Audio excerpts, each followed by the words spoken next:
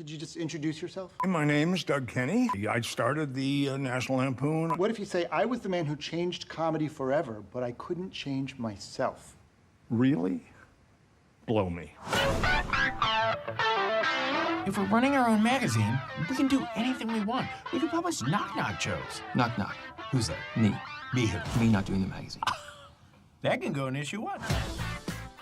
Have you ever watched a video where you miss a ton of funny because you're laughing too much? I'm pretty sure I will need to watch this movie again. Every time I stopped laughing, it made me start cracking up again. If you are a kid from the 70s, this is a must-see. Seriously, this is required viewing. I lost sleep over this movie. During the weekdays, I go to bed, try and find something interesting enough to relax me, then roll over and go to sleep. After this, I had to find something else to relax to.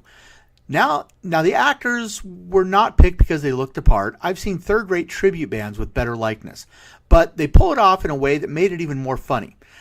Now, don't do this until after you've watched the movie, but look up who played each part. This will also make you want to go back and watch it again. Wait, that was Seth Green? Now, maybe I love this movie because I was addicted to magazines like Mad, Crack, National Lampoon as a kid.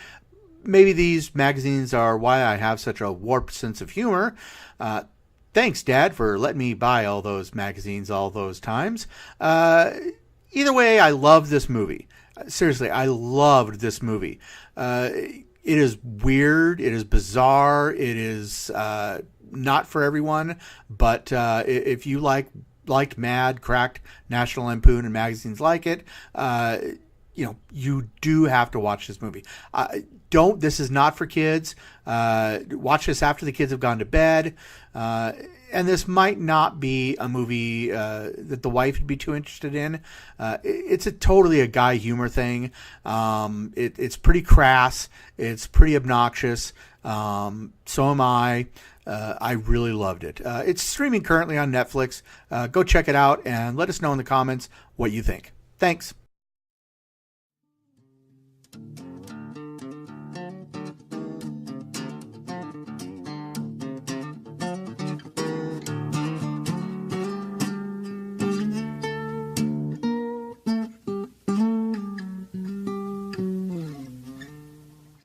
All right. Hey, everybody. Welcome to a very special episode of Nerds Drink Whiskey. For this episode, my co-host will be Christopher Douglas Reed, formerly Filthy Phil from Sons of Anarchy. Special. And you also were in one of the Super Bowl commercials. Yeah. I got in one this year. Now, barely. One of these. We got a screenshot of that, so it's okay. I don't know if you saw the screenshot that I grabbed.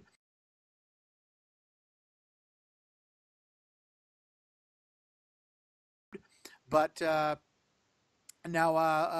video what inspired me to grab you on the show this time is you made a video that said you were auditioning for the part of Rob Gronkowski's acting coach.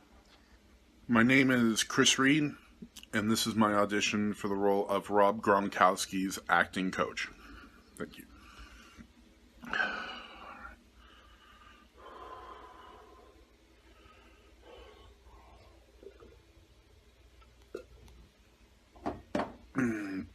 Oh my God, it's not even 10:30. So let's talk about Gronk.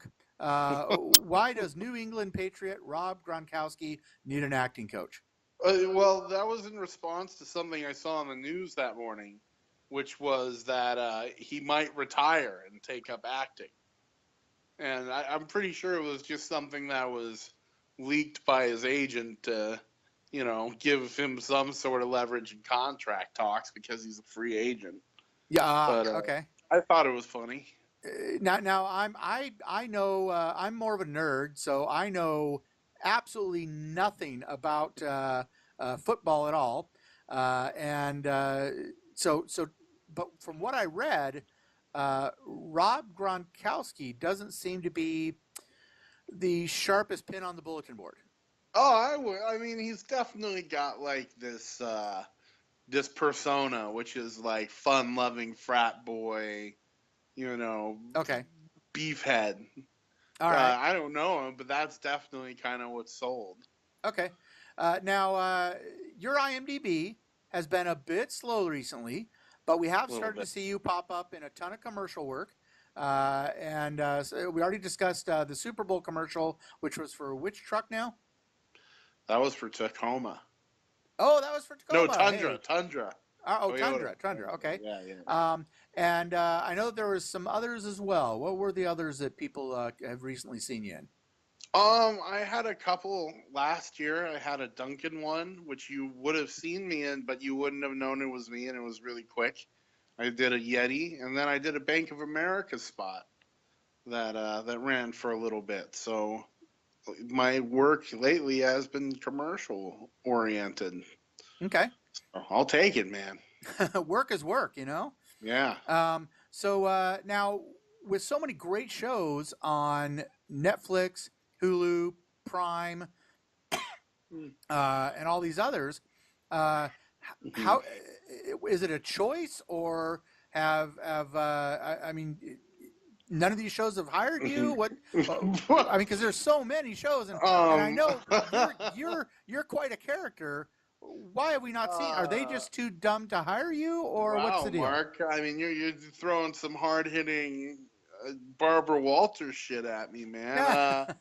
I guess maybe they found like my white supremacist rantings online. No, that's not true. I don't know. I have no clue what it is. For the record, he has never had any white supremacist rantings that I've seen. So, no white supremacist rantings. All my rantings are squarely on the other side of the political spectrum. Yes. It's just I'm kind of a specific dude, and nothing stuck for a little while. It's the nature of this business. It's what I chose to do. I think that there's like I said, I mean right now network TV is so formula driven.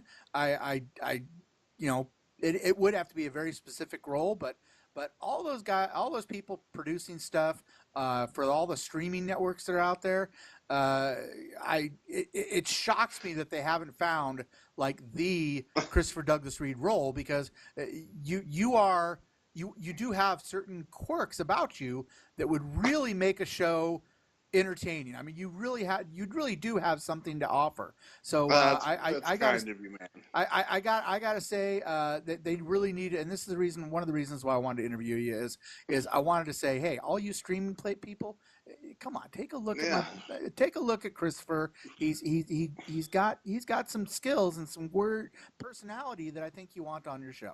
Right, So, more ogre parts, you know. Well, that or I could see you playing like the kind of the office dude. Like, remember what's his name? The guy played the mailroom guy in Just Shoot Me, and now he's doing mostly stand up. I'm totally blanking on his name. He's a full on metalhead. Yeah, you're going back a little far for me. Outside of David Spade and the lady with the very filled out sweaters, I don't remember anybody from that one. But anyway, yeah, it's I'm brain farting on his name. I'm actually a fan of it, and my brain's just not working. But I can see you playing like the mailroom guy that kind of is a little weird and people kind of what I mean. I could see you playing something like that. I could see you. I mean, there's a lot of stuff, but if there could be, ignoring the paycheck part of it. If which I have to regardless. Well, hey, what if there was any show currently making episodes? Yeah. Which one? If you could just call the agent and you had some really good dirt on him, and you could say, hey, dude, you better make me a part, or these photos are coming out. Which show would make the nerd in you most excited? The nerd in me. Oh well, I mean that's Game of Thrones. Oh, like if you're gonna throw that twist on it, you have to, right? Okay. I mean, they go play with dragons and wizards and shit. I mean, that's kind of a no-brainer. If you're going with Hordor's brother. What's that? You're Hordor's brother, right? Hodor brother. Brother. I'm working on a character because I do comedy with Groundlings in LA, and I have my big class coming up, which is basically my audition for the troupe. And I'm working on a character that's oh gosh, I can't remember. Senway. His name's Senway, and he's secure the entryway, but Oh, it's yeah. stupid. And All his right, name's Senway. So now going on that same line of thought, ignoring the paycheck part of it, what role would make you most fulfilled as an actor?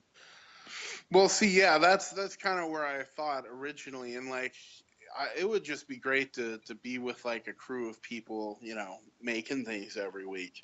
I had a blast working with Danny McBride, and his set was a lot of fun, and he's doing a lot of really great work. Is that through Groundlings or something else? What's that? Is that through Groundlings or something else? No, I did Eastbound and Down. Oh, you're saying a while back. Yeah, a while Okay. back. But like, I'd like to work with him again. That would be great. As far as the shows I'm watching right now, that would fulfill me as an actor. I mean, my word. I mean, Veep's doing groundbreaking stuff, and they've got a cast of, you know, comedic character actors that is second to none. So that might be the dream job for sure. Okay. Now, I know they film in New York and you're in LA, but I could totally see you on the show Happy. Have you seen Happy on Sci-Fi? Happy? No. It's on Sci-Fi? It's on Sci-Fi, and it is the darkest, most messed up show that I've ever seen. But it is, if you're a little twisted and not right in the head, you will find it to be extremely hilarious. Those words have been used to describe me before. I think you should be on that show. What is it? Yeah. All right. Now you mentioned. Have you? There's a documentary that, now that we're talking about twisted in the head things, have you ever seen Lost Soul? It's about the island of Dr. Moreau, the movie from the 90s. Did you ever see the movie? It's a documentary on the movie. Okay, yeah, the original did you ever movie. see the movie? I don't know if I've seen the original, but I've seen like modernized versions of it. It was 90s. It was with Val Kilmer. Oh, okay, that one. Yeah. I think I have seen that one. Yeah. All right. It was weird, and like I watched it when I was like 10, and it was super weird. But the documentary on the movie just like is batshit insane. It's crazy. Cool. Now you mentioned your work with the Groundlings. And I know that there are a lot of actors who have kind of reignited their career by doing independent productions. So, what's to stop you from making your own character, whether it's Fenline or whatever, doing kind of an independent production, you being in charge, and you writing it, you acting in it, and grabbing some friends and putting out your own production? Oh, the answer is my inherent laziness, there, Mr. Carras. That's what's keeping it. And, you know, all the other things that you tell yourself why you can't do things because you'll fail. I mean, sure, I have enough people that I think I can do it, and I've tried to do a few smaller things. Last year, I talked with friends about doing a short film that I had wrote, quick 10 pages on, and we wound up finding a space in LA to put it on stage. So we retooled it as a play as opposed to a screenplay. And it turned out pretty good. It was fun to do. And, I just haven't really done much since then. It's real easy for me to just hang out and get caught up in enjoying life and going, audition to audition and getting yourself busy that way. I've never. It's my fault. That's why. Okay. Well, I would just as my final actual question, I would just say, if there's anything I can do to encourage you to do something yourself, because I want to see what Christopher Douglas Reed is really made of. I want to see what's in that brain and what comes up when you're in total control, because I think it would be the most, can I use the word nerd-tastic thing that the world has ever seen. So Well, now... you just did, man. So thank you for, you just did. So, if you have any closing words for the viewers and listeners of Nerds Drink Whiskey, what would they be? I get Harold. I'm a little upset that I didn't pour myself one before all this started. So I think I'm gonna just finish up doing that, right? Okay. What's your whiskey of choice? Well, let's see what we got on. Let's see what we have in stock. You know, I don't necessarily go by one brand or even one type. It's just kind of what I'm feeling at the moment. Well, I've always told people my favorite whiskey is one I haven't tried yet. Yeah, well, you probably haven't tried this. This is made by Lost Spirits Distillery in LA. Abomination, heavily peated. So that's They call it Abomination because it's not really whiskey. It's a lie. It's really a vodka that's been chemically flavored to be like whiskey. Like, you do this tour in LA and they kind of run through their process, and it's some high-tech shit, you know? But it does taste just like scotch. It's kind of gnarly. Wow. All right. Well, I'm more of a bourbon fan myself, but and I'm drinking Michter's. Michter's. I'm not sure how do I get it on. There we get it. There we go. We're putting it on camera. This is Michter's, and yeah. Oh, and you got Angel's Envy. That's what I'm going to go with for this occasion. That is the one of the two whiskeys we most like to make fun of. Really? Well, why is that? Because it is the prettiest bottle. Is one of the prettiest bottles. Very much so. Very high priced, and I don't know. I found it to be a very boring whiskey. You don't find it to be a boring whiskey? Oh, sure. It's like it's like drinking it with ice. You know, I'm not doing anything fancy with it. Just you know, goes in there and you got your whiskey. You know. Excellent. All right. So, is there anything that you got coming up that people should know about? And I got this at Costco, so it wasn't that expensive. Well, Costco is a brilliant place. It is. Is there any commercials or any little shorts that you got coming up that people should look for? I got one more commercial spot in the pipeline, one more national campaign. It's with a major insurance company. I don't know if I can actually say what yet, because you know how that shit goes. But Yep. It'll be set in medieval times, so that was kind of fun. That's right in your wheelhouse. Mm-hmm. Yeah. Especially when I had the beard, you know. Yes. So, but cool. Also, you notice I did change my look up a little bit. We're just we're going for a little different things this year, whereas the past 4 or 5 years have been all beard, you know, trying to get the biker thing again. Yeah. There's too many dudes in LA that look a lot tougher than I do, man. So. Cool. Well, in whatever you do, I wish you the absolute best. And if you ever want to send Nerds Drink Whiskey a message saying, "Hey, could you guys talk about this little short I'm doing or whatever?" Just throw us a line, and we welcome you on the show anytime to talk stuff up. And we'll put up any news you want us to deliver. And we wish you the best. Oh, Mark, you've always been too kind to me, man. I really appreciate that. And still, if not the best, one of the top 3 interviews I've done, you know, even though that one was so damn long ago now. Yes. But still, yeah, you do a great job keeping people interested. Cool. And thank you for the support, dude. I really appreciate it. Cool. And can we get your honest opinion on that ending for Sons of Anarchy?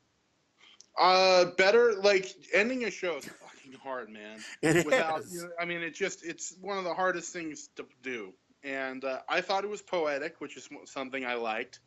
I thought the CGI sucked. Yes. You know? Yeah, the CGI was horrible. Yeah, the whole crows thing, I thought he was trying to, I don't know what he was trying to do.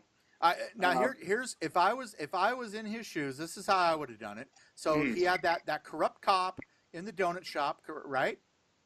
Yeah, Now, Peter Weller. Right. So Peter Weller's donut shop and all his corrupt cop cronies, right? I think it should have ended with a big bad blowout gunfight in the streets between the Sons of Anarchy and all those corrupt cops and Peter Weller. And in the last shot, you see Jax get shot by Peter Weller, right? And all of a sudden, oh geez, I'm blanking on his name. The Irishman. What was his name? I don't know if they had killed Timmy Murphy by then. Yeah, Chib. So then Chib sees Jax get shot, and he's like, "No!" And so the one's following the Hamlet thing, right? Following the Hamlet thing. So Chibs is the one that survives to tell the story. But as he sits there and he kills Peter Weller in this big huge gunfight. Yeah. And Jax dies, but in a blaze of glory. And they all die in a blaze of glory, but Chibs lives to tell the tale. That's how I feel it should have ended. My wife and I did kind of want everybody to die. Yeah, that's Hamlet. But I wanted Unser to be the last one standing. You know, the one that just, survived his entire career. Yes, Unser should have been the last one standing. Yeah, but still he has died. terminal He died cancer. the episode before that, so, Yeah, but, yeah. The only of the last season I watched, I watched the premiere because I went to it, then I watched the second one, and then I watched the last two, and that was all I saw of the final season. Cool. All right, well, you're a busy man, and I'm going to let you go. Thank you very much for talking with nerdsdrinkwhiskey.com. Always a pleasure, Mark. All right, thank you, Chris. Bye. Cheers, man. Cheers.